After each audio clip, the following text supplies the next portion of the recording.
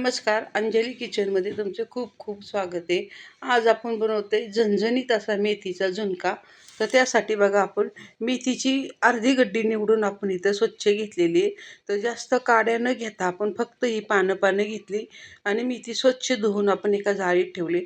त्यासाठी आपल्याला लागणार इथं एक मोठा कांदा, त्यानंतर बघा इथं 4-5 लसूण पाकळ्या, 4-5 इथं मिरच्या मी टेचून घेतलेल्या आहेत, तिखट मिरच्या. त्यानंतर आपल्याला कोथिंबीर लागेल, 1 वाटी आपल्याला बेसन चाळून लागणार आहे.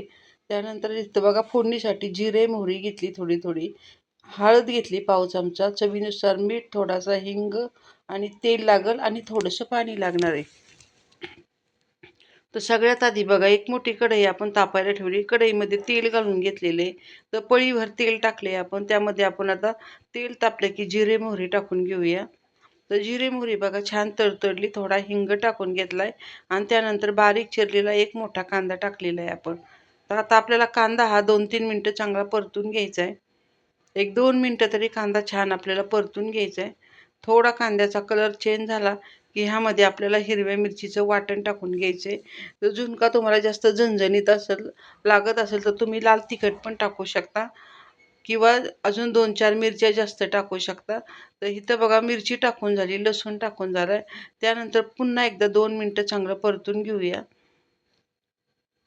तर इथं बघा छान अशी आपली फोडणी आता परतलेली आहे. आता 2 ते 3 मिनटं चांगली बघा ही फोडणी आपल्याला परतून घ्यायची. लसणाचा कलर चेंज होईपर्यंत आपल्याला ही फोडणी परतून घ्यायची. त्यानंतर आता इथं चिरून घेतलेली मेथी इथं आपण टाकून घेतलेली आहे. तर फोडणीमध्ये मेथी घालून घेतली. आता ह्याला आपण व्यवस्थित अशी हलवून घेऊया. त्यानंतर थोडीशी हळद घालून घेऊया. हळद घालून पुन्हा एकदा मेथी व्यवस्थित कांद्यात मिक्स करून घेऊ. आता ह्यामध्ये चवीनुसार थोडंसं मीठ लागणार आहे, ते पण टाकून घेऊया. कारण मिरची कुटताना पण थोडंसं मीठ टाकलं होतं. तर चवीनुसार थोडं अजून मीठ टाकून घेतलेलं आहे आणि मेथी आपल्याला थोडीफार छान शिजवून घ्यायची.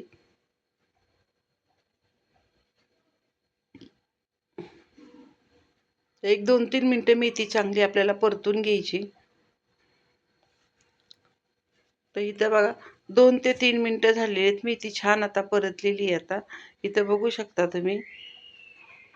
त्यानंतर मेथीमध्ये बघा आपल्याला 1 वाटी आपण इथं पीठ घेतलेलं आहे. त्याचप्रमाणे इथं आपल्याला 1.5 वाटी मी इथं पाणी ओतलेलं आहे. आता पाणी ओतून आपल्याला ह्या मेथीला छान अशी उकळी आणून घ्यायची. तर 1-2 मिनटं उकळल्यानंतर आपण घेतलेलं बेसन पीठ इथं आपल्याला पेरून घ्यायचे.